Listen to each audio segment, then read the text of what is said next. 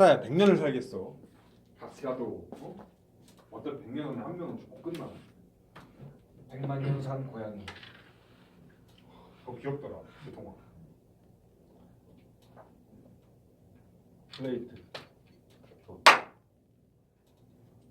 복가밭의 고독 속에서 딜이란 금지되거나 엄격하게 통제되는 가치들을 취급하는 상거래이며 원래는 그런 용도로 사용되지 않는 중립적이고 불특정한 공간에서 공급자와 애원하는 자 사이의 암묵적 합의에 의해 체결된다. 이는 또한 약속된 신호들과 의중의 의미를 지닌 대화를 통해 이러한 거래가 이야기할 수 있는 배신과 사기의 위험을 피하기 위함이다.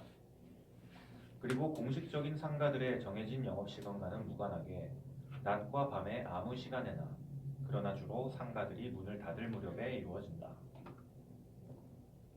당신이 이 시간에 이런 동네를 돌아다니는 이유는 당신이 갖고 있지 않은 무언가를 원하기 때문입니다. 그리고 난 그걸 당신에게 제공해 줄 수 있죠. 난 이곳에 당신보다 오래전부터 있었고 앞으로도 오랫동안 머물 것이며 인간들과 동물들 간의 난폭한 관계가 이루어지는 이 시간조차 날 쫓아내지 못하니까요. 난 내 앞을 스쳐 지나가는 욕망을 만족시키는데 필요한 것을 가지고 있습니다. 그건 내가 인간이건 짐승이건 내 앞을 스쳐가는 그 무엇에게 덜어내야 하는 짐과도 같은 것입니다. 내가 당신에게 다가가는 건 바로 그 때문입니다. 평소대로라면 인간과 짐승이 난폭하게 서로를 덮칠 시간임에도 불구하고 난 이렇게 당신에게 다가갑니다. 두 팔을 활짝 벌리고 손바닥을 당신에게 향한 채 살해하는 사람을 마주한 판례한 사람의 겸손함으로, 욕망하는 사람을 마주한 소유한 사람의 겸손함으로 말입니다. 그리고 마치 황혼역의 건물 위에 창문에 불이 켜지는 걸 보듯 난 당신의 욕망을 봅니다. 황혼이 이 첫 번째 불빛에 부드럽고 공손하게 그리고 다정스럽기까지 할 정도로 다가가듯 저 아래 거리에서 인간과 짐승이 서로의 줄을 잡아당기고 거칠게 이빨을 드러내도록 내버려둔 채 난 당신에게 다가갑니다. 그건 당신이 원하는 걸 내가 미리 짐작했기 때문도 내가 그걸 알아내려고 서두르기 때문도 아닙니다. 무언가를 사고자 하는 사람의 욕망은 더할 나위 없이 쓸쓸한 것이어서 그걸 지켜볼 때는 이제 곧 밝혀지려고 하는 하지만 밝히는데 시간이 걸리는 작은 비밀을 해야 하니까요. 마치 포장된 선물을 풀어보는데 시간이 걸리는 것처럼 말입니다. 하지만 내가 당신에게 다가가는 이유는 모든 인간이나 짐승이 이 어둠의 시간에 원할 수 있는 모든 것을, 그래서 짐승과 인간의 불만이 찬 으르릉거리는 소리에도 불구하고 그들로 하여금 집을 나서게 한 그것들을 이곳에 있게 된 이후로 나 역시 욕망하게 되었기 때문입니다. 바로 이러한 까닭으로 마치 창녀가 되기 전에 고상한 처녀처럼 아직도 신비로움을 유지하고 있는 불안한 구매자보다 내가 더 잘 알고 있는 겁니다. 당신이 내게 요구할 걸 내가 이미 갖고 있다는 사실을 말입니다. 그러니 요구하는 자와 제공하는 자 사이 명백히 불평등한 관계에 상처받지 말고 당신은 그저 내게 요구하기만 하면 됩니다. 왜냐하면 이 땅의 진정한 부당함이란 오직 이 땅 자체의 부당함뿐이기 때문입니다. 추위나 더위로 인해 메마르기만 할 뿐 추위와 더위가 부드럽게 섞여 풍요로운 일은 아주 드문 그런 부당한 말입니다. 똑같은 추위나 똑같은 더위 혹은 똑같은 부드러움이 뒤섞임이 지배하는 대지 위를 걷는 사람에게 부당함이 없겠죠. 그리고 다른 사람들이나 다른 동물의 눈을 똑바로 바라볼 수 있는 모든 사람 혹은 동물은 서로 동등합니다. 그들은 가늘고 평평한 같은 위도의 선 위를 걷고 있으니까요. 똑같은 추위와 똑같은 더위, 똑같은 부유함과 똑같은 가난함의 노예들이란 말입니다. 유일하게 존재하는 경계란 사는 자와 파는 자 사이의 경계뿐이지만 이 둘의 욕망과 그 대상은 모두 들쑥날쑥하게 그저 불확실할 뿐입니다. 그래도 인간이나 동물들 사이에서 암컷이나 수컷으로 구분되는 것보단 덜 부당하죠. 내가 잠시 겸손함을 가장하고 당신에게 거만함을 건네주는 건 바로 이 때문입니다. 당신과 내게 어쩔 수 없이 똑같이 주어진 이 시간에 당신과 나를 구분하기 위해서는 말이죠. 그러니 우주에 잠긴 순결한 자여, 인간과 짐승들이 소리 없이 으르렁대고 있는 이 시간에 당신이 욕망하는 것을, 그리고 내가 당신에게 무엇을 줄 수 있는지를 내게 말해줘. 그럼 난 부드럽게, 아니 거의 존경에 가까운 마음으로 아마도 애정까지도 담아서 그것을 당신에게 주겠습니다. 그리고 우리 안에 움푹한 곳을 메우고 봉우리들을 평평하게 만든 후엔 가늘고 평평한 선 위에서 평형을 이룬 상태로 우리는 서로 멀어져 갈 겁니다. 인간인 것이 불만인 인간들과 짐승인 것이 불만인 짐승들 사이에서 만족을 느끼면서 말입니다. 하지만 내게 당신의 욕망을 알아맞히라고 요구하지는 마십시오. 그러면 나는 내가 여기 존재하기 시작한 이래로 내 앞에 지나쳐간 사람들을 만족시키기 위해 내가 가지고 있었던 모든 것들을 열거해야만 할 테니까요. 그런데 걸리는 시간은 내 마음을 메마르게 할 것이며 아마도 당신의 희망을 지치게 할 겁니다. 나는 어떤 특정한 장소와 시간 속을 걷고 있는 게 아닙니다. 단지 개인적인 일 때문에 한 지점에서 다른 지점으로 움직이며 걸어가고 있을 뿐이죠. 그 일들은 이동하는 도중이 아닌 각 지점에서 처리되는 것들입니다. 나는 어떠한 황혼빛도 어떤 종류의 욕망도 알지 못합니다. 내 여정에서 일어난 사건들을 무시하길 바랄 뿐이죠. 나는 내 뒤, 저 위쪽에 보이는 불 켜진 창으로부터 저 아래, 내 앞에 있는 또 다른 불 켜진 창을 향해 가는 중이었습니다. 그 두 지점을 잇는 직선은 당신을 가로지르게 되어 있더군요. 당신이 거기에 당당하게 자리 잡고 있으니까요. 어떤 높이에서 다른 높이의 지점으로 옮겨가는 사람은 나중에 다시 올라가게 되더라도 처음에 한 번은 내려가지 않을 수 없습니다. 서로를 무의미하게 만드는 이 두 움직임이 터무니없더라도 말입니다. 그러는 동안 내 발걸음을 옮길 때마다 창밖으로 내던져진 오물들을 밟게 될 위험도 있죠. 높은 곳에 살수록 그 공간은 더욱 신성하지만 그만큼 아래로 떨어지기도 어려운 법입니다. 그리고 엘리베이터가 당신을 아래쪽에서 내려놓는다면 당신은 저 위에서는 원하지 않았던 모든 것들, 썩어간 기억더미 한가운데를 걸어가야만 할 것입니다. 마치 식당에서 종업원이 당신에게 계산서를 내밀면서 당신이 이미 오래전에 소화시켜버린 모든 음식 이름을 당신 귀에 대고 역겹게 나열할 때처럼 말입니다. 어둠이 더욱 짙어야 했을지도, 그래서 당신의 얼굴에서 아무것도 알아보지 못했어야 했을지도 모르겠습니다. 그랬다면 나는 어쩌면 당신이라는 존재의 정당성에 대해, 그리고 당신이 내가 지나는 길에 자리 잡기 위해 비켜선 것에 대해 착각했을지도 모르죠. 그리고 이번엔 내 쪽에서 당신과 어우러질 수 있도록 비켜섰을지도 모를 일입니다. 하지만 어떤 어둠이 자신보다 덜 어둡게 당신을 드러내줄 수 있을까요? 당신이 그렇게 돌아다니는 한은 달 없는 밤도 대낮처럼 밝게만 보입니다. 그리고 정오의 시간은 당신을 이곳에 데려다 놓은 것이 엘리베이터의 우연한 장난이 아니라는 것을 분명히 보여줍니다. 그건 당신만이 지닌 절대적인 중력의 법칙 때문입니다. 당신이 눈에 띄게 마치 배낭처럼 어깨에 메고 있는, 그리고 당신이 한숨을 쉬며 건물들의 높이를 가늠하고 있는 이 시간, 이 장소에 당신을 붙들어 놓고 있는 그 법칙 말입니다. 나의 욕망으로 말하자면 내가 이런 황혼의 어둠 속에서 꼬리조차 보이지 않는 동물들이 으르렁거리는 이곳에서 기억해낼 수 있는 욕망이 있긴 한 걸까요? 당신이 겸손함을 내던지고 내게 거만함이라는 선물을 주지 않기를 바라는 확실한 욕망을 제외한다는 말입니다. 왜냐면 난 거만함에 대해서는 일종의 약점을 갖고 있는 데다가 겸손함은 내 것이건 남의 것이건 증오하기까지 하거든요. 그래서 당신이 제시한 그 교환이 마음에 들지 않습니다. 내가 원하는 것을 당신은 절대 가질 수 없을 겁니다. 나의 욕망은 만약 무엇이라도 존재한다면, 그래서 내가 그것을 당신에게 표현한다면 당신의 얼굴을 태워버릴 것이고, 당신이 비명을 지르며 손을 걷어들이게 만들 것이고, 꼬리가 보이지 않을 정도로 잽싸게 뛰어가는 개처럼 당신을 어둠 속으로 숨게 만들 겁니다. 그러니 천만의 말씀, 이 장소와 이 시간의 혼돈은 내가 기억할 수 있는 어떤 욕망이 있었다 하더라도 잊어버리게 만들었을 겁니다. 아니, 내겐 당신에게 제안할 것도 욕망도 없습니다.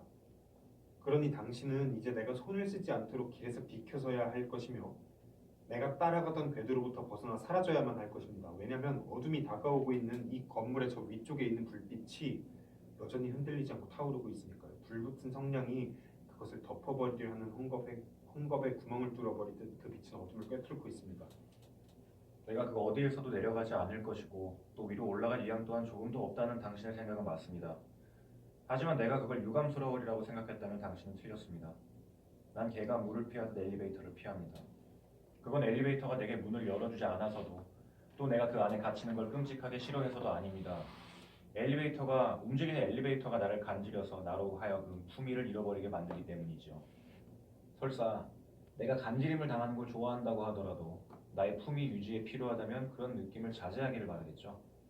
엘리베이터도 일종의 마약과 같아서 과용한 사람을 올라가지도 내려가지도 않게 하는, 공중에 떠다니는 것 같은 상태로 만들어버립니다.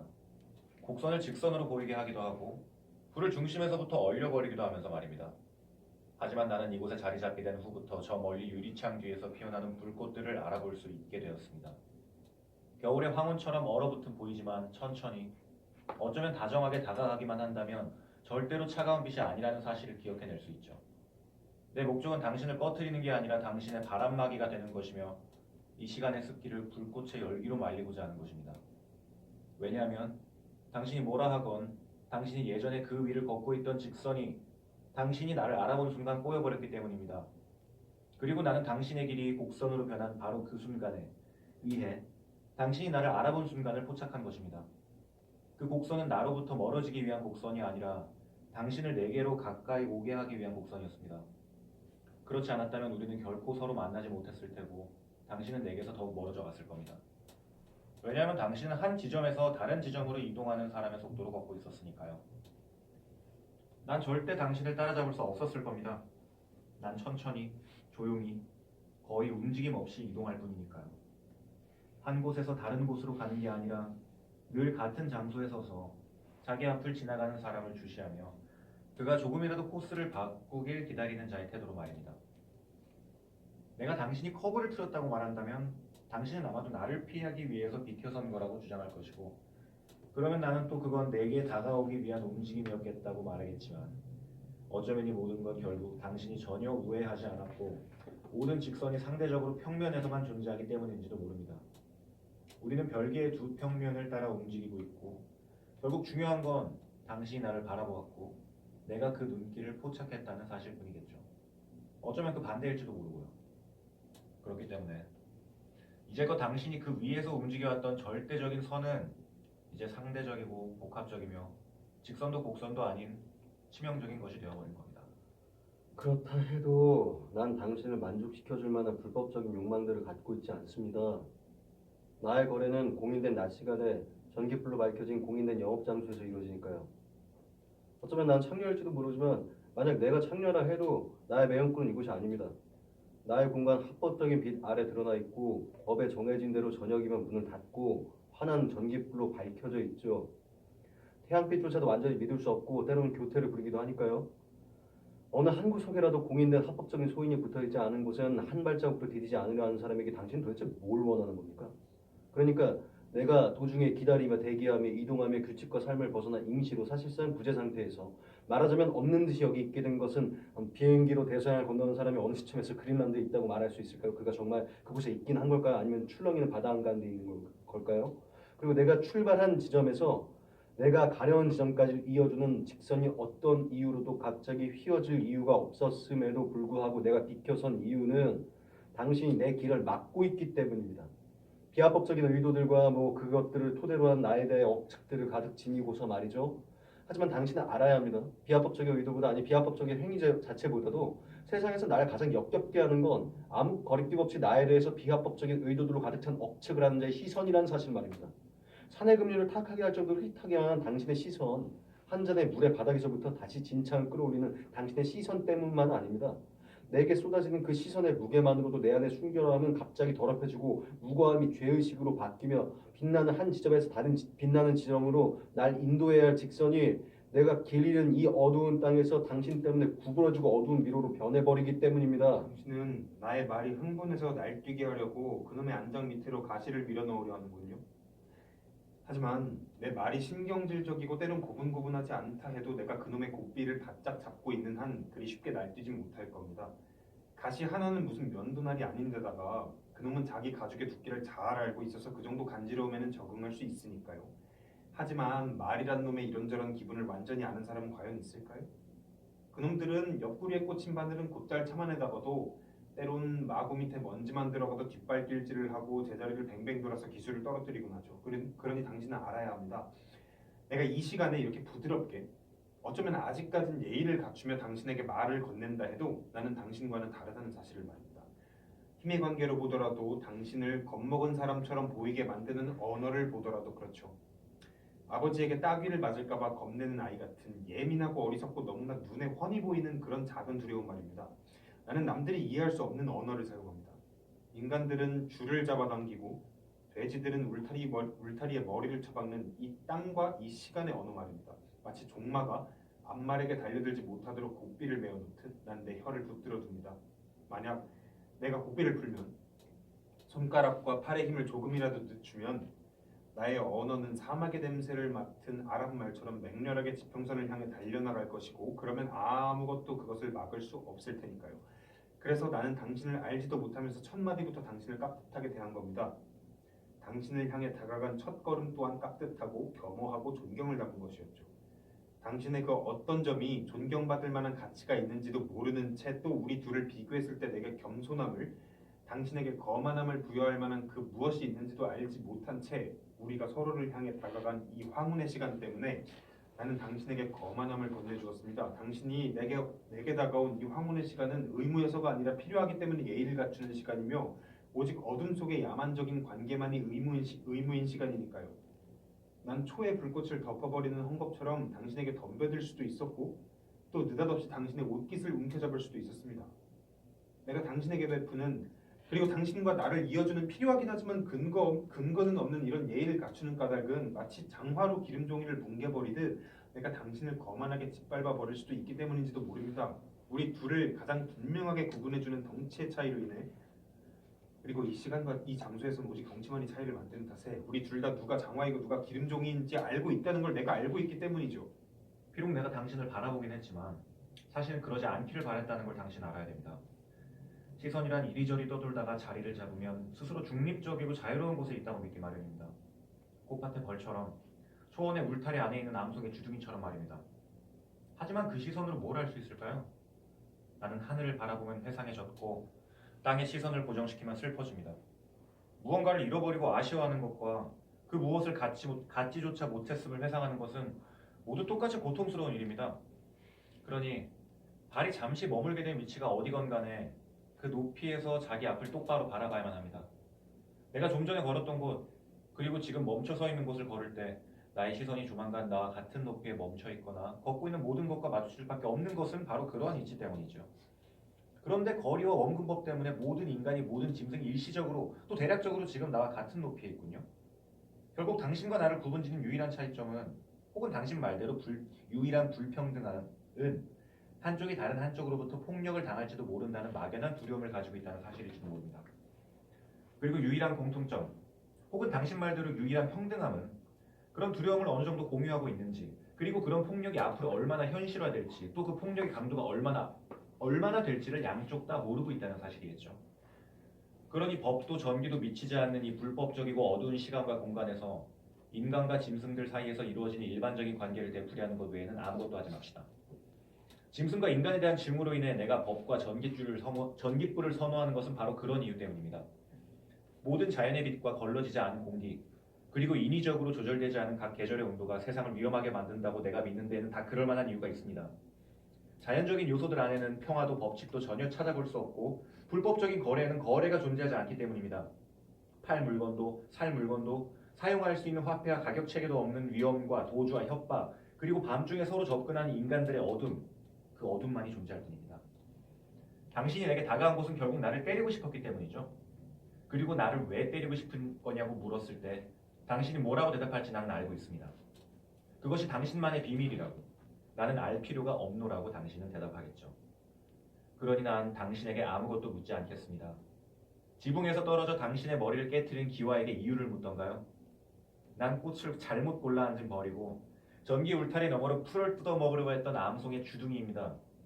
그러니 입을 다물거나 도망치거나 터무니없는 이유들과 불법적인 행위들과 어둠을 후회하고 기다리며 나름대로 최선을 다해볼 뿐입니다.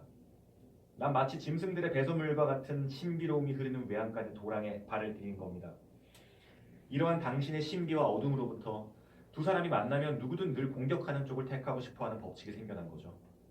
그리고 어쩌면 이 시간과 장소에서는 눈이 마주친 모든 인간과 짐승에게 다가가 그를 때리고 이렇게 말해야 할지도 모릅니다. 나는 당신이 절대 알 필요가 없다고 생각하는 어떤 터무니없고 비밀스러운 이유 때문에 나를 때릴 마음을 갖고 있었는지는 잘 모르겠지만 어쨌거나 난 내가 먼저 그 일을 하고 싶었고 이러한 나의 이유는 터무니없을지는 몰라도 적어도 비밀스러운 것은 아니라고. 당신의 존재와 나의 존재, 그리고 우연히 부딪힌 우리의 눈길로 인해 당신이 나를 먼저 때릴 가능성도 있으니까요. 그래서 난 깨진 머리보다는 떨어지는 기아가 되기를, 암소의 주둥이보다는 전기 울타리가 되기를 원했던 겁니다. 라고 말이죠. 당신이 무엇을 밝히길 거부하는, 그리고 내가 어떤 방법으로도 짐작할 수 없는 신비스럽기 이를 데 없는 물건을 갖고 있는 상인이고, 또 나는 스스로 알지 못하는 비밀스럽기 이를 데 없는 욕망을 지니고 있어서 그걸 스스로 확인하려면 피가 날 때까지 딱지를 긁어대는 추억을 파내야만 하는 구매자라는 게 사실이라면, 만약 그렇다면 당신은 왜 그 물건들을 계속 감추고 있는 겁니까? 내가 여기 이렇게 멈춰서서 여기 머물며 기다리고 있는데 말입니다. 당신은 마치 당신이 어깨에 메고 있는 봉인된 가방 안에 그 물건들이 들어있는 것처럼, 마치 미세한 중력의 법칙에 지배를 받는 것처럼, 그 물건들이 존재조차 하지 않은 것처럼, 그리고 어떤 형태와 욕망을 결합해야만 그것들이 존재할 수 있는 것처럼 버티고 있군요. 당신은 마치 밤에 사람들이 집에 돌아갈 때 팔꿈치를 잡아 끌며 오늘 저녁에 괜찮은 여자 있어요 라고 귀에 속삭이는 스트릿바 앞에 호객꾼 같군요. 물론 당신이 그 물건들을 내게 보여준다 해도, 합법적이건 불법적이건 당신의 물건에 최소한 판단을 할 수 있는 이름 부여한다 해도, 그리고 그 이름들을 내게 알려준다고 해도 난 싫다고 말할 수 있을 겁니다. 그리고 나면 어디에서 왔는지 알지도 못하는 바람에 뿌리까지 흔들리는 나무 같은 느낌은 더 이상 받지 않을 수 있겠죠. 난 아니오라고 말할 줄 알고 또 그렇게 말하는 걸 좋아합니다. 나의 거절로 당신을 현혹시킬 수도 있고, 또 당신에게 아니오라고 말하는 모든 방법을 알려줄 수도 있습니다. 그러려면 우선 네라고 말하는 모든 방법들에서 시작해야 될 겁니다. 멋부리기 좋아하는 여자들이 온갖 종류의 옷과 신발들을 잔뜩 입어보고 신어보고 결국 아무것도 사지 않는 것과 마찬가지로 말이죠. 여자들이 그 모든 걸 입어보고 느끼는 즐거움은 사실 그것들을 모두 거부하는 데서 생겨나는 즐거움에 지나지 않습니다. 이제 결정을 하시죠. 그리고 정체를 드러내세요. 당신은 도로를 박살내는 건달인가요? 아니면 장사꾼인가요? 장사꾼이라면 우선 당신의 물건을 펼쳐놓고 천천히 음미하도록 합시다. 내가 뭘 갖고 있는지를 당신에게 말하지 않고 이렇게 제안만 하는 이유는 내가 건달이 아니라 장사꾼, 진짜 장사꾼이 되길 원하기 때문입니다. 나는 거부당하는 걸 참고 싶지 않거든요. 그건 자신이 갖고 있지 않은 무기이기에 모든 장사꾼들이 세상에서 가장 두려워하는 겁니다. 그래서 난 지금까지 아니요 라고 말하는 법을 결코 배워본 적도 없고 배우고 싶은 마음도 조금도 없습니다. 하지만 네 라고 말하는 모든 방법들은 알고 있죠. 네, 조금만 기다리세요. 많이 기다리세요. 나와 함께 영원의 시간 동안 기다리세요. 네, 난 그걸 갖고 있습니다. 가질 거고 가졌었고 다시 갖게 될 겁니다. 결코 내가 가져본 적 없지만 당신을 위해 가지도록 하죠. 그러면 누군가 내게 와서 이렇게 묻겠죠. 만약 내게 욕망이 있고 내가 그걸 밝혔다고 칩시다. 그런데 그걸 만족시킬 만한 게 당신에게 없다면, 그러면 난 이렇게 말하겠습니다. 난 당신을 만족시킬 만한 걸 갖고 있습니다. 그래도 당신이 그걸 갖고 있지 않다고 상상해보세요 라고 말한다면 내 대답은 이렇습니다. 상상 속에서도 난 여전히 그걸 갖고 있습니다. 그럼 상대방은 또 이렇게 말하겠죠. 그걸 만족시키는데 필요한 게 뭔지 당신이 생각조차 하고 싶지 않은 그런 종류의 욕망이라면, 그렇다 해도 내가 원하지 않는 경우에조차도 난 어쨌든 필요한 걸 갖고 있습니다. 하지만 장사꾼 예의를 갖출수록 손님은 더 삐딱하게 나오기 마련이죠. 모든 장사꾼들은 자신이 아직 알지 못하는 욕망까지도 만족시켜주려고 애쓰는 반면, 손님들은 누군가가 자신에게 제안하는 걸 언제든지 거절할 수 있다는 데서 가장 큰 만족감을 느끼곤 하니까요. 그가 밝히지 않은 욕망은 이렇듯 거절에 의해서 더욱 고무되고 장사꾼을 모욕하는 데서 느끼는 쾌감 때문에 자신의 욕망을 잊게 되는 겁니다. 하지만 나는 화내고 분개하는 손님들의 취향을 만족시키기 위해서라면 간판이라도 거꾸로 다는 그런 종류의 장사꾼은 아닙니다. 난 쾌락을 주려고 여기 있는 게 아닙니다. 내가 여기 있는 건 욕망의 심연을 메우고 욕망을 일깨우고 거기에 이름을 붙여서 지상으로 끌어내기 위해서니까요. 욕망의 형태와 무게를 부여할 때 불가피하게 주어지는 잔인함을 지닌 채 거기에 형태와 무게를 부여하기 위해서란 말입니다. 당신이 아무리 입술을 꽉 다물고 있어도 입가로 침이 새어나오는 것처럼 나에게는 당신의 욕망이 모습을 드러내는 게 보입니다. 그래서 나는 침이 당신의 턱을 타고 흘러내리거나 내가 당신에게 손수건을 건네기 전에 당신이 그걸 뱉어버리길 기다릴 겁니다. 내가 손수건을 너무 일찍 건넨다면 당신이 거절하려는 걸 알고 있으니까요. 그건 내가 조금도 겪고 싶지 않은 고통입니다. 사람이 짐승과 같은 높이에서 걸어다니고 모든 짐승이 모든 사람과 같은 높이에서 걸어다니는 이 시간에 모든 인간이나 짐승들이 두려워하는 고통이 아닙니다. 고통은 측정할 수 있고 고통을 가하고 참아내는 능력 또한 측정 가능한 거니까요. 인간과 짐승이 무엇보다 두려워하는 건 고통의 낯설음이고 그 익숙지 않은 고통을 감내해야만 한다는 사실입니다. 그러니 세상에 가득한 건탈들과 아가씨들 사이에 항상 일정한 거리가 유지되는 건 그들이 서로의 힘을 파악하고 있기 때문이 아닙니다. 그렇다면 세상은 아주 간단하게 건달과 아가씨들로 나눠졌을 테고 모든 건달들이 아가씨들에게 달려들었을 테니 세상은 단순해졌겠죠. 하지만 건달들을 아가씨들에게서 떨어뜨려 놓는, 그리고 앞으로도 영원히 떨어뜨려 놓을 어떤 힘은 무한한 신비, 무기들이 지니고 있는 무한한 낯설음입니다. 아가씨들이 핸드백 안에 넣고 다니는 작은 폭탄 같은 거 말입니다. 거기서 나오는 액체를 건달들의 눈에 뿌리면 건달들은 뭐 아가씨들 앞에서 체면이고 뭐고 갑자기 눈물을 흘리게 됩니다. 인간도 짐승도 아닌 광장 한복판에서 흘리는 수치스러운 눈물에 불과한 존재가 되어버린 거죠. 그래서 건달들과 아가씨들이 서로를 두려워하고 또 경계하는 거랍니다. 사람이라 스스로 견딜 수 있는 고통만 가하고 또 자신이 가할 수 없는 고통만을 두려워하는 법이니까요. 그러니까 제발 거절하지 말고 내게 당신의 열정의 대상, 당신의 시선이 내게서 찾고 있는 걸 그 이유를 말해줘요.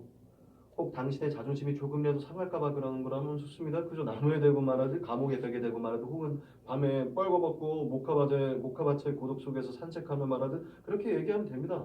날 쳐다보지 않은 채로 말해도 된다는 겁니다. 우리 둘이 서로를 붙들고 있는 이 황혼의 시간에 정말로 유일하게 잔인한 일은 한 사람이 다른 한 사람에게 뭐 상처를 입히거나 고문하거나 사지와 머리를 잘라내거나 혹은 울게 만드는 게 아닙니다. 정말로 끔찍하고 잔인한 건 인간이나 짐승이 다른 인간이나 짐승을 이완성의 상태로 내버려 두는 겁니다. 마치 말줄임표가 한 문장 한가운데서 중단시키듯 누군가를 보자마자 고개를 돌려버리듯 짐승이나 인간을 잘못 쳐다본 거, 잘못 판단한 건 하나의 실수로 만들어버리듯 쓰기 시작한 편지를 날짜까지 쓰고 나서 갑자기 구겨버리듯이 말입니다. 동대문 밀리오레 고독 속에서 약간 당신은 강도치고는 참으로 이상한 사람이군요. 아무것도 훔치지 않거나 훔치기 전에 너무 뜸을 들이니 말입니다. 밤에 과수원에 숨어 들어와서 나무를 흔들어 놓고는 열매는 챙기지도 않고 가버리는 별난 도둑 같다고나 할까요? 이것에 익숙한 사람은 바로 당신이고 나는 여기서 이방인일 뿐입니다. 두려워하고 있는 사람도 나고 그럴 만한 이유가 있는 사람도 나죠. 난 당신을 알지도 못하고 알 수도 없고 다만 어둠 속에 있는 당신의 모습을 추측할 뿐입니다. 뭔가를 알아맞히고 이름 붙여야 할 사람은 당신이에요. 그러면 나는 고갯짓으로 당신이 알 수 있도록 신호를 보낼지도 모르죠. 하지만 나는 낯선 땅 위에 피를 흘리듯 내 욕망을 아무 이유 없이 드러내고 싶진 않습니다. 당신이야 손해볼 게 없겠죠. 나의 걱정과 망설임과 경계심에 대해 알고 있으니까요. 당신은 내가 어디서 왔는지 또 어디로 갈지도 알고 있습니다. 이 거리도 이 시간도 당신의 계획도 모두 알고 있죠. 하지만 난 아무것도 모르니 모든 위험을 감수해야만 합니다. 당신 앞에 서 있는 건 남자로 분장한 여장 남자, 결국 성을 알 수 없는 사람 앞에 서 있는 것과 마찬가지입니다. 마치 피해자 위에 놓인 강도의 손처럼 혹은 강도 위에 놓인 법의 손길처럼 당신은 내게 손을 얹고 있군요. 내가 나의 운명도 모르는 채 내게 이미 선고가 내려졌는지 혹은 내가 공범인지도 모르는 채 내가 무엇 때문에 고통스러워하는지도 모르는 채 괴로워하기 시작한 이후로 나는 당신이 내게 어떤 상처를 입힐지 또 내가 어디서부터 피를 흘리게 될지를 알지 못해 괴로워하고 있습니다. 어쩌면 당신은 이상한 사람이 아니라 교활한 사람인지도 모르겠군요. 어쩌면 당신은 악당을 잡기 위해 몰래 악당으로 변장한 법의 하수인에 불과할지도 모릅니다. 당신은 심지어 나보다도 더 법에 충실한 사람일지도 모르죠. 나는 당신이 누군지 또 이곳의 말과 어법 무엇이 나쁘고 무엇이 적절한지 어디가 거치고 어디가 아닌지 뭘 하면 환호를 받고 뭘 하면 비난을 받는지 알지 못하는 이방인이기에 아무 말도 안 하고 아무것도 원하지 않는 겁니다. 어떤 경우에라도 실수라도 말이죠. 그랬다간 내가 당신한테 가장 나쁜 뭔가를 요구하는 게 될 테고 그러면 나 또한 그것을 요구한 죄를 저지르는 게 될 테니까요. 욕망은 마치 피처럼 나를 벗어나 당신 발치에 흐르고 있군요. 나는 모르는 또 알아보지도 못하는 오직 당신만이 알아보고 판단할 수 있는 그 욕망이 사정이 이루어질진데 당신이 의심스러운 정중함으로 나를 몰아세워 어떻게든 당신 편에서든 혹은 반대편에서든 내가 죄를 저지르도록 부추기려는 그런 거라면 최소한 이것만은 인정하시죠. 난 아직 당신 편에서나 반대편에서나 아무 짓도 하지 않았고 그러니 아직은 누구도 나를 비난할 수 없으며 지금 이 순간까지는 내가 아직 떳떳하다는 사실 말입니다. 당신이 나를 멈춰서게 한 이 어둠 속에 있는 게 내 마음에 들지 않는다는 사실을 또 내가 여기 있는 건 오로지 당신이 내게 손을 얹었기 때문이라는 사실을 날 위해 증언해 줄 수 있겠죠. 또 내가 분명 불을 밝혀줄 것을 요구했었고 또 도둑처럼 어떤 불법적인 의도를 지니고 스스로 원해서 이 어둠 속에 스며들어온 게 아니라 스탠드불이 갑자기 꺼져서 화들짝 놀란 아이가 침대 속으로 숨어들듯 그렇게 놀랐었고 비명을 질렀다는 사실도 말입니다. 내가 당신에게 폭력을 줄 생각으로 이렇게 흥분하는 거라고 당신이 생각한다 해도 어쩌면 당신 말이 맞을지도 모릅니다. 그 폭력이 어떤 종류인지 또 어떤 이름인지 너무 서둘러 결정하지는 마십시오. 당신은 남자의 성기가 어떤 특정한 곳에 숨겨져 있고 또 쭉 거기 머무른다고 날 때부터 생각한 사람인지 모양이군요. 그리고 그런 생각을 조심스레 간직해왔고요. 나도 당신과 똑같은 방식으로 태어난 사람이지만 내가 알고 있는 건 다릅니다. 남자의 성기란 홀로 고독하게 앉아 기다리고 잊으며 흐르는 시간 동안 한 곳에서 다른 곳으로 천천히 이동한답니다. 절대로 특정한 장소에 숨는 법 없이 오히려 사람들이 찾지 않는 곳의 모습을 드러내면서 말입니다. 그리고 남자가 고독 속에 앉는 법과 그 속에서 조용히 머무는 법을 배우는 시간을 보내고 나면 남자의 성기는 어떤 다른 성기와도 닮지 않게 됩니다. 수컷과 암컷의 성기가 서로 다른 것만큼이나 말이죠. 이런 경우엔 절대 변장이란 있을 수 없습니다. 겨울로 변장한 여름도 여름으로 변장한 겨울도 아닌 한 계절에서 다른 계절로 넘어가는 길목에서처럼 부드럽게 망설일 뿐이죠. 그렇다고 추측에 빠져서 괴로워할 만한 일은 아닙니다. 그런 상상은 약혼녀를 붙들듯 붙들어 매둬야 됩니다. 생각이 마음껏 방랑한 것을 보는 것도 좋지만 그렇다고 적절한 감각을 잃을 때까지 내버려두는 건 어리석은 일이죠. 난 교활한 게 아니라 호기심이 많을 뿐입니다. 내가 당신 팔에 손을 얹은 것도 털 뽑힌 암탉 같은 피부가 살아있는 암탉처럼 따뜻한지 죽은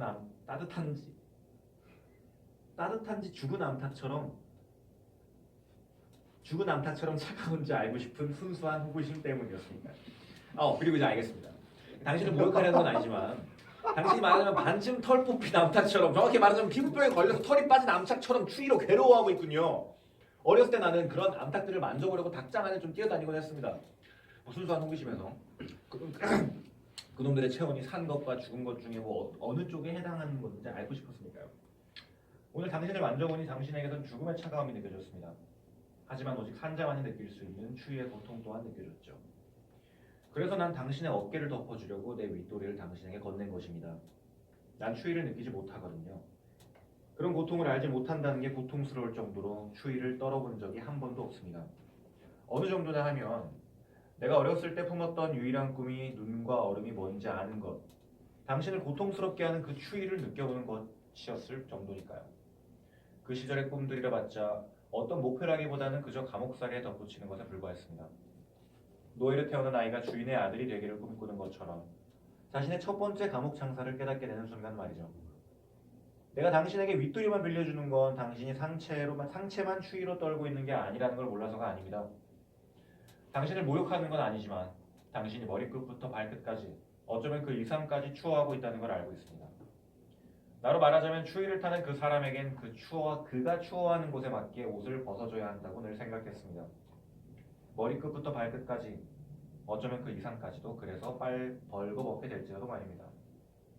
하지만 인색하기는커녕 예절이 뭔지도 몰랐던 내 어머니는 예절이 뭔지도 알았던 내 어머니 이렇게 말하곤 했죠.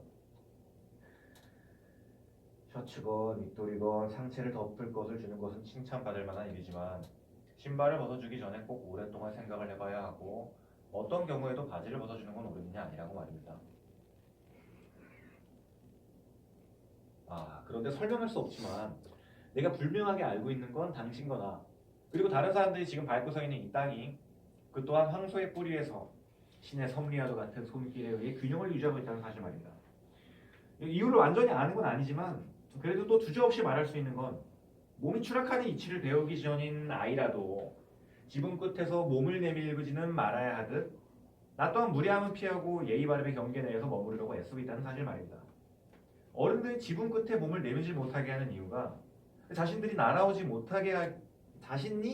날아오르지 못하게 하기 위해서라고 아이가 믿는 것처럼 나도 예전엔 소년에게 바지를 내어주는 것을 금한 이유가 그의 열정과 우울함을 드러내는 것을 막기 위해서라고 오랫동안 믿었습니다. 하지만 이제 난 많은 것들을 이해하게 됐고 내가 이해하지 못하는 것이 무엇인지 더 알게 되었고 이 공간과 이 시간에 머무른 지도 오래되었고 사람들이 숱하게 지나가는 걸 보며 이따금씩 그들의 팔에 내 손을 얹기도 했었죠. 아무것도 이해하지 못했고 이해하길 바라지도 않았지만 그들을 바라보고 내 손을 그들의 팔에 얹으려고 애쓰는 걸 포기하지 않은 채 말입니다. 닭장 속에 암탉을 잡는 것보단 지나가는 사람들을 잡는 게 더 쉬우니까요. 숨겨야만 하는 열정이나 우울함 속에서도 무례함 따위는 없으며 이유를 모르더라도 규칙을 따라야 한다는 사실을 이제는 잘 압니다. 게다가 당신을 모욕하려는 건 아닙니다만 난 당신의 어깨를 내 윗도리로 덮음으로써 당신의 모습을 내 눈에 더 친숙하게 만들고 싶었습니다. 너무 낯설면 나도 좀 주눅이 드는 데다가 조금 전 당신이 내게로 오는 걸 보면서 스스로에게 이렇게 묻고 있었거든요.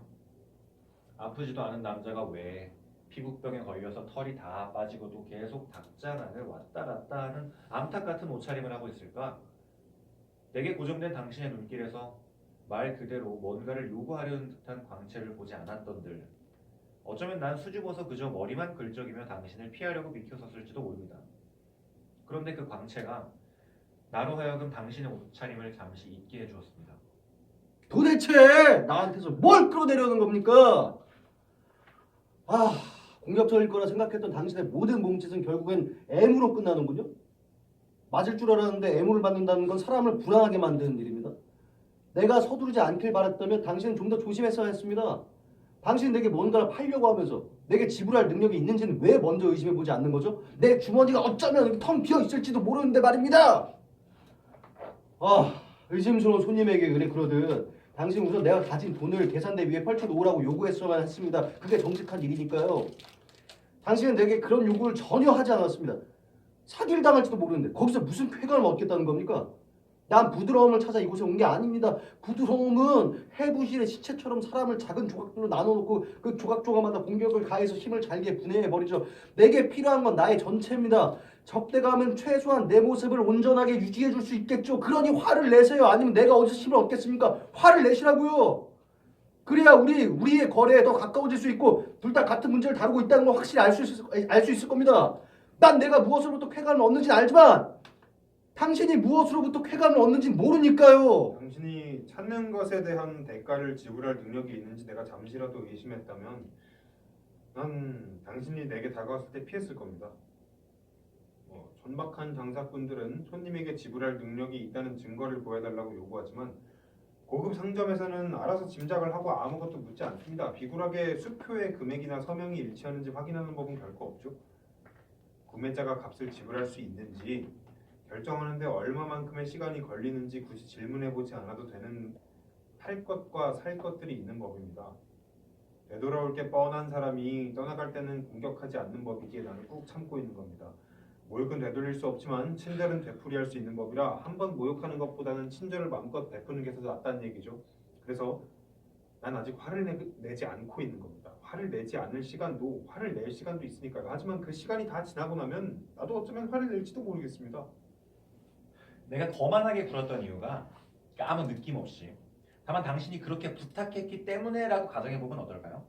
그러니까 알아맞히는 일엔 소질이 없는 내가 아직도 짐작도 못하는 의도 그럼에도 여기에 나를 붙잡아 놓고 있는 어떤 의도를 가지고 당신이 내게 왔을 때 그렇게 부탁했기 때문이라고 말입니다. 또 날 여기에 붙들고 있는 것이 당신이 계획에 의해서 내가 차지하고 있는 어떤 불확실함 때문이라면 그리고 내가 거기서 얻을 이득 때문이라고 한다면 이 낯선 시간과 공간 속에서 당신이 너무나 낯설게 내게로 다가왔을 때 그 반대의 움직임까지도 새겨져 있을 정도로 모든 것 안에 뚜렷하게 간직되어 있는 그 움직임에 끌려 나도 당신에게 다가가는지도 모릅니다. 하지만 내가 당신에게 다가간 이유가 단순히 무기력함 때문이라면 미천한 사람들과 사귀려고 주막에 가는 왕자들이 그러하듯 혹은 몰래 지하실에 내려가 숨으려는 아이가 그러하듯 순수한 의지에 의해서가 아니라 그저 낮은 곳에 매혹당해서 이끌리는 거라면 작고 고독한 대상이 어둠 속에 있는 음침하고 무표정한 덩어리에 대해 느끼는 그런 이끌림 말입니다. 내 혈관에 흐르는 피의 부드러운 리듬을 천천히 가늠해보며 이 부드러움이 격해질지 아니면 완전히 사라질지 자문해보면서 난 당신에게 다가갔을지도 모릅니다. 아마도 천천히 하지만 희망이 가득 차서 표현할 수 있는 욕망은 없지만 누군가 내게 제시해줄 무언가에 대해 만족할 준비를 하고서 말입니다. 누가 무엇을 제시하면 그건 너무나 오랫동안 버려져서 황폐한 밭고랑길 같을 테니까요. 그곳에 떨어진 씨앗들은 서로 구별되지 않는 법입니다. 모든 것에 만족할 준비를 하고 우리가 낯설게 다가가는 동안 나는 멀리서 당신이 내게 다가오고 있다고 나를 바라보는 것 같다고 생각했을 겁니다. 그래서 나도 당신에게 다가가고 당신을 바라보고 당신에게 너무나 많은 것을 기대하며 당신 곁에 있었겠죠. 그건 당신이 알아맞혔기 때문이 아닙니다. 나 자신도 알아맞히지 못하니까요. 다만 난 당신에게서 욕망의 맛과 생각과 대상과 가격과 만족을 기대했던 겁니다.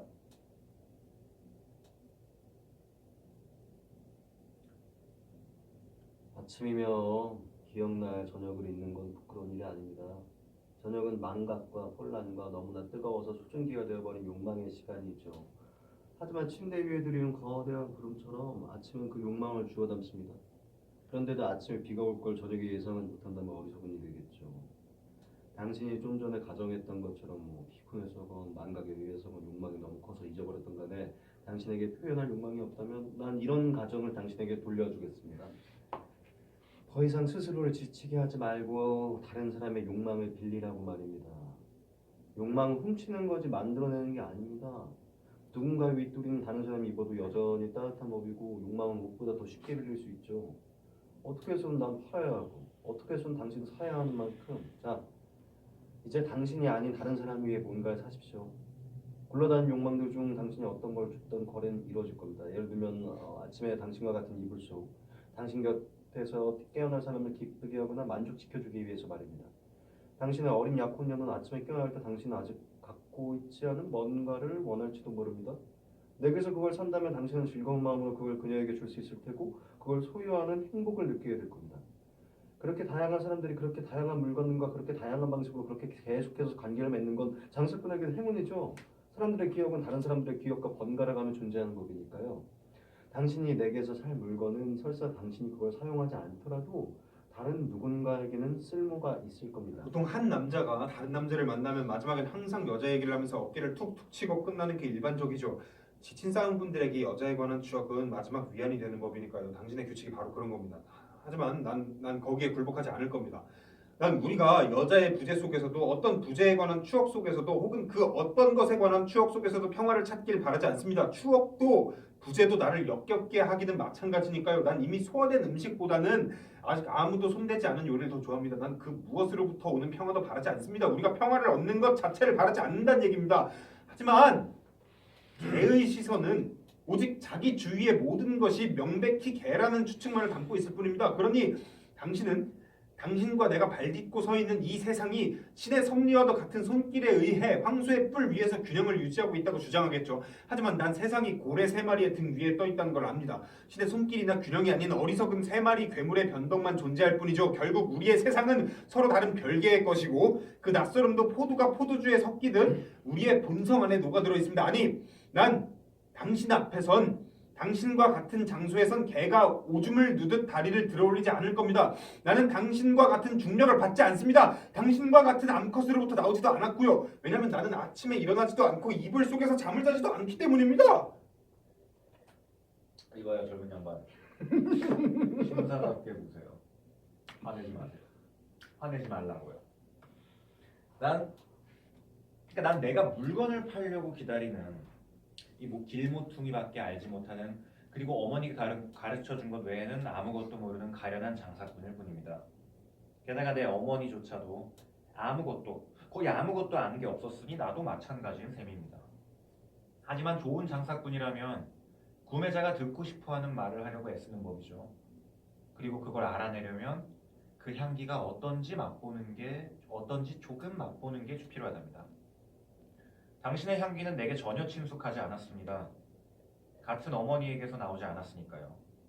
하지만 당신에게 다가가기 위해 난 당신도 나처럼 어느 어머니에선가 나왔을 거라고 추측했습니다.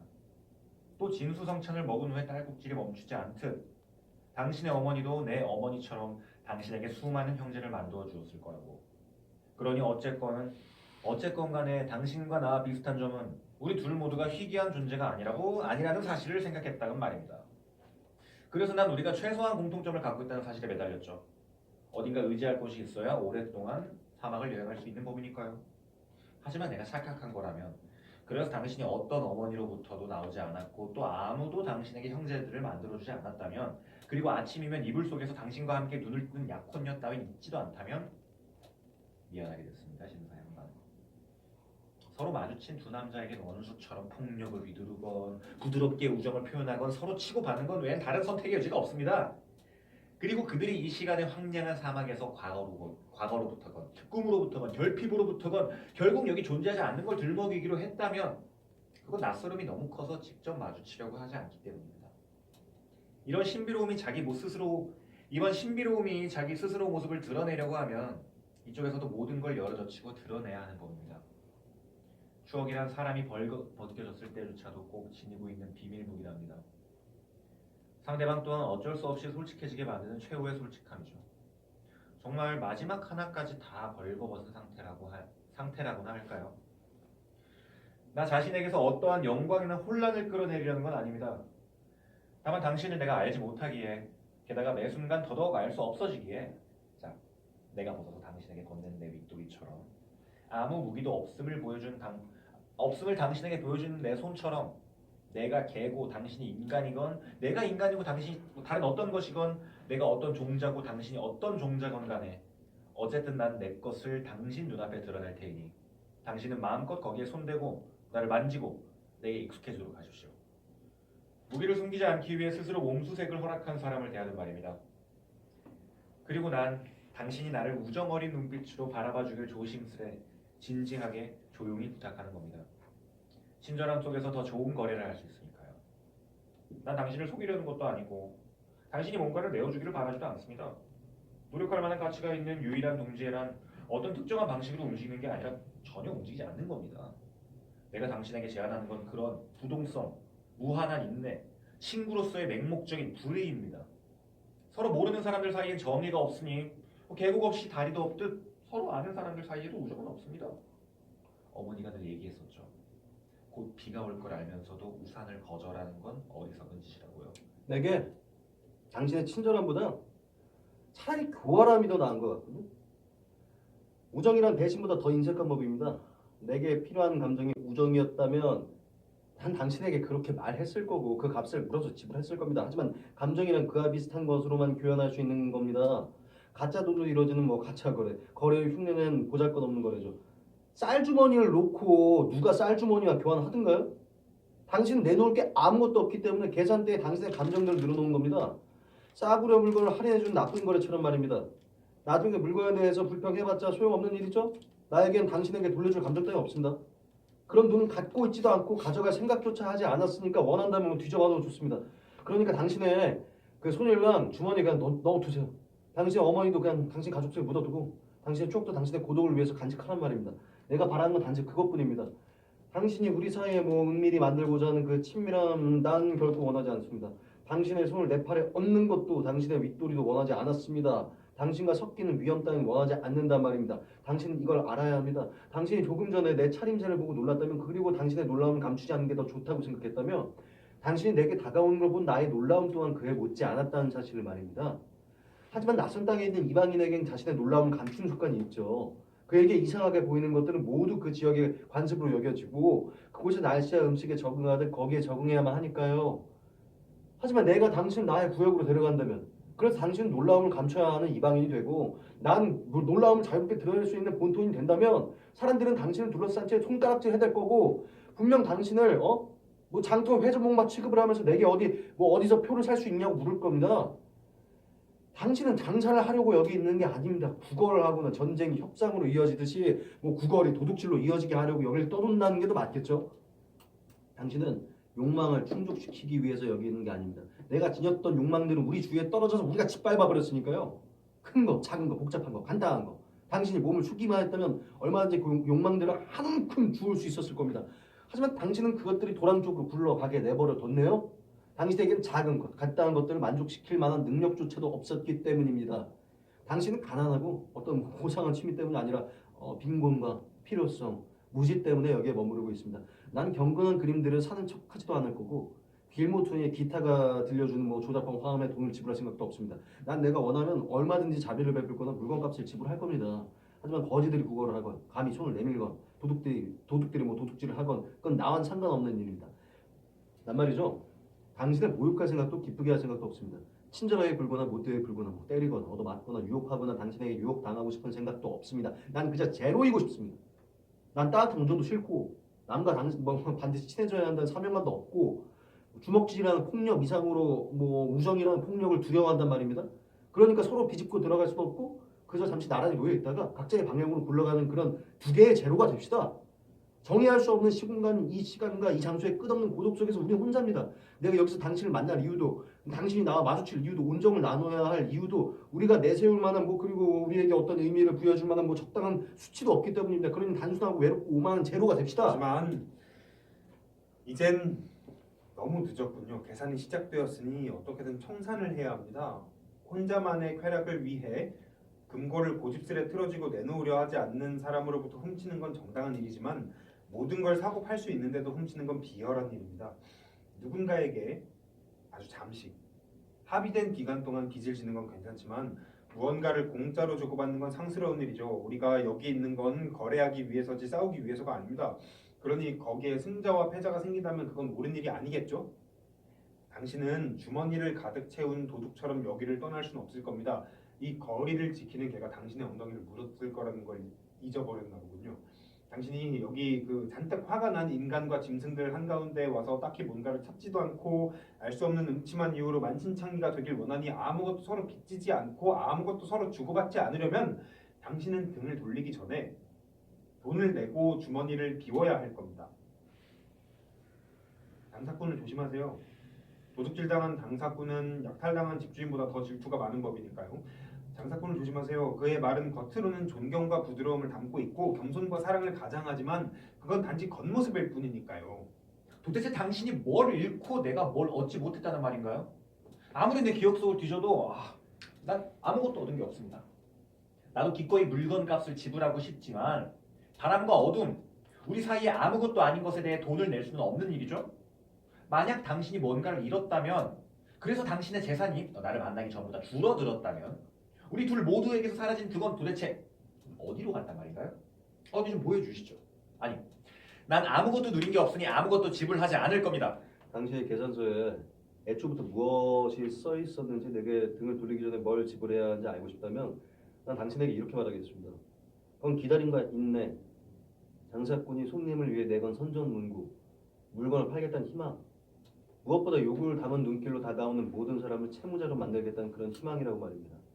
모든 판매의 약속으로부터 모든 구매의 약속이 생겨나는 법이니 약속을 깬 사람은 위약금을 지불해야겠죠. 이 벌판 한가운데서 길을 잃은 사람이 당신과 나, 우리 둘만 있는 건 아닙니다. 내가 이쪽에서 저 벽을 향해, 저 위쪽 하늘을 향해 소리친다면 당신은 반짝이는 불빛들을 보게 될 것이고 도우러 오는 사람들은 발자국 소리를 듣게 될 겁니다. 혼자서 누군가를 증오하는 건 고통스럽지만 여럿이서라면 그건 쾌락이 되죠. 당신이 여자들이 아닌 남자들에게 달려드는 건 여자들의 비명소리를 두려워하기 때문이고 남자들이 비명 지르는 걸 품이 없다고 생각한다고 지레짐작하기 때문입니다. 당신은 남자들의 자존심과 허영과 과묵함에 대한 신뢰를 갖고 있으니까요. 그런 자존심일랑 당신에게 선물로 드리죠. 당신이 나를 해치려 한다면 난 소리치고 비명을 지르고 도움을 청하고 구조를 요청하는 온갖 방법을 당신에게 들려주겠습니다. 그런 방법이라면 난 모두 다 알고 있으니까요. 도망치는 불명예 따위는 개의치 않는다면 당신은 왜 도망가지 않는 거죠? 도망치는 건 미묘한 전투 방법 중 하나입니다. 그리고 당신은 미묘한 사람이죠. 당신은 도망쳐야만 할 겁니다. 당신은 찻집에서 커피포트를 죄다 뒤엎으며 테이블 사이를 미끄러지듯 빠져나가는 살찐 부인들 같군요. 양심의 가책을 느끼게 만드는 죄라도 되는 마냥 양 엉덩이를 실룩거리면서 또 한편으로는 엉덩이가 존재하지도 않는 것처럼 믿게 하려고 사방으로 몸을 돌려대면서 말입니다. 하지만 그래봤자 아무 소용없을 겁니다. 누군가는 당신의 엉덩이를 물어뜯을 테니까요. 난 먼저 공격하는 부류의 인간이 아닙니다. 시간이 걸리는 편이죠. 서로를 물어뜯는 것보다는 결국 서로 이를 잡아주는 편이 더 나을지도 모릅니다. 내겐 시간이 필요합니다. 얼빠진 개처럼 사고를 당하고 싶지 않아요. 나와 함께 갑시다. 세상을 찾아 나서자고요. 고독은 우리를 지치게 하니까요. 여기 내가 건네줬을 때 당신이 받지 않았던 윗도리가 있습니다. 이제 그걸 주우려면 당신은 몸을 숙여야만 할 겁니다. 하지만 내가 무언가에 침을 뱉었다면 그건 그냥 일반적인 것, 평범하도 이상도 이하도 아닌 것에 대한 행동입니다. 그게 당신을 향하고 있었다고 해도 당신에게 뱉었던 건 아니란 말입니다. 그러니 당신은 그 침을 피하기 위해 움직일 필요가 조금도 없었습니다. 당신이 괴상한 취향에 의해서건 계산에 의해서건 그걸 얼굴에 맞으려고 움직인다고 해도 내가 그저 이 옷조가리에 대해서만 약간의 경멸을 표현했다는 사실은 변함이 없습니다. 어느 쪼가리가 계산을 요구하진 않죠? 아니, 난 당신 앞에서 등을 구부리지 않을 겁니다. 불가능한 일이에요. 난 장터의 구경거리처럼 몸이 유연하지도 않단 말입니다. 자기 엉덩이를 스스로 핥을 수 없듯 인간이 할 수 없는 동작들도 있는 법입니다. 난 내가 느껴보지 못한 유혹의 대가를 지불하지 않을 겁니다. 사람은 누구나 자기 호기심에 모욕당하는 걸 내버려 두선 안 되죠. 한 인간의 탄생과 그 시간, 그 장소가 우연히 선택된다는 것이 이 세상의 진정한 부당함이라면 유일하게 공평한 건 바로 그 사람의 옷이니까요. 한 인간의 옷은 그가 짓는 것 중에 가장 성스러운 겁니다. 고통스러워하지 않는 인간 자체보다도 말이죠. 공평함과 불공평함의 균형을 이루는 지점이 이게 옷을 함부로 다뤄서는 안 되는 겁니다. 그래서 사람 얼굴도 팔도 피부도 아닌 옷으로 판단해야 합니다. 한 인간의 탄생에 침을 뱉는 건 별일이 아니지만 그의 반항에 침을 뱉는 건 위험한 일입니다. 그럼 내가 당신에게 공평한 제안을 하죠. 먼지투성이 옷에 대해 난 먼지투성이 옷을 지불하겠어. 이제 동등해 줍시다. 똑같은 자존심과 무력함을 가지고 똑같이 무장을 풀고 똑같이 추위와 더위에 괴로워하면서 말입니다. 반쯤 벌거벗고 반쯤 모욕당한 당신에게 나도 내 것의 반만큼을 지불하죠. 우리에겐 나머지 절반이 남아있고 그 절반만으로도 우리 얼마든지 또 다시 대담하게 마주보거나 부주의와 위험, 희망, 방심, 우연에 의해 우리가 잃어버린 것들을 잊을 수 있을 겁니다. 그리고 내겐 이미 빚을 갚은 채무자의 불안함이 계속 남게 되겠죠. 이런 밤 시간에 당신이 추상적이고 모호하게 요구하는 것, 다른 누군가에겐 이미 요구했을 그것을 왜 내겐 요구하지 않았던 겁니까? 손님을 조심하세요. 그는 뭔가를 찾는 듯이 보이지만 사실은 다른 걸 원하고 있답니다. 장사꾼이 짐작도 못하는 그것을 그는 결국엔 얻어내고 말죠. 당신이 도망친다면 난 당신을 쫓아갈 겁니다. 당신이 내게 얻어맞고 쓰러진다면 난 당신이 깨어날 때까지 곁에 있을 겁니다. 당신이 깨어나지 않기로 마음을 먹는다면 난 당신의 잠 속에서, 무의식 속에서, 그 너머에서까지 당신 옆에 있을 겁니다. 하지만 난 당신과 싸우길 원하지 않습니다. 난 싸우는 걸 두려워하지 않습니다. 내가 알지 못하는 규칙이 두려운 거죠. 규칙은 없습니다. 방법만이, 무기들만이 있을 뿐이죠. 난 당신이 나를 때리려고 애쓴다 해도 그리 되진 않을 겁니다. 내가 상처를 주려고 어디 한번 애써 보시죠. 피가 흐른다면 그건 양쪽 모두에서일 겁니다. 그리고 피로 인해 우리는 어쩔 수 없이 하나가 되겠죠. 맹수들에 둘러싸여 모닥불가에서 서로 피를 나누는 두 인디언처럼 말입니다. 사랑이란 건 없어요. 사랑은 없어요. 아니, 당신은 이미 존재하는 건 아무것도 손에 넣을 수 없을 겁니다. 인간은 죽은 다음에야 자신의 죽음을 찾아 헤매고 하나의 빛으로부터 또 다른 빛을 향해 이동하는 위험한 여정 중에 마침내 우연히 죽음을 만나게 되니까요. 그러곤 이렇게 말하죠. 결국 이것뿐이었나? 제발 부탁입니다. 이 시끄러운 밤의 소음 속에서 당신은 내게 원하는 걸 아무것도 얘기하지 않았단 말입니까? 혹 내가 못 들은 건 아닌가요? 난 아무 말도 하지 않았소. 아무 말도. 그러는 당신은 이 밤에 익숙해지려면 한참이 걸릴 정도로 짙은 이 어둠 속에서 내게 아무것도 제안하지 않았단 말입니까? 내가 알아맞히지 못한 건 아닌가요? 아무것도. 그럼 이제 어떤 무기를?